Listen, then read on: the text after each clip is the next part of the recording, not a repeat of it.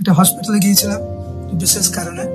তো আমি দেখছি হসপিটালে অনেকগুলো ফ্লোর ছিল, তো বিভিন্ন ফ্লোরে বিভিন্ন তলায় বিভিন্ন ছবি আঁকা ছিল, যাতে মানুষ বুঝতে পারে এই সমস্ত থেকে দূরে থাকতে হবে। আর আরেক দিকে ছিল এই সমস্ত জিনিস গ্রহণ করতে হবে।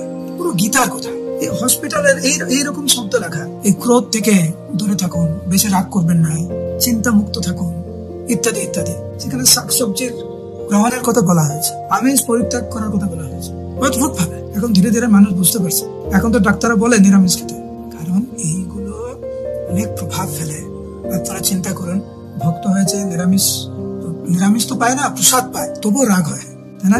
আমরা জব করি, ভক্ত হওয়ার চেষ্টা করছি, প্রসাদ পাচ্ছি, তবু রাগ হয়, ক্রোধ, অনেক ক্রোধ। বাইরের জগতে কিরকম ক্রোধ হয়? ভক্ত হতে গেলে কাম, ক্রোধ এবং রজগুণ, এত প্যাশনেট, সবকিছুর ব্যাপারে এত প্যাশনেট হওয়ার দরকার নেই।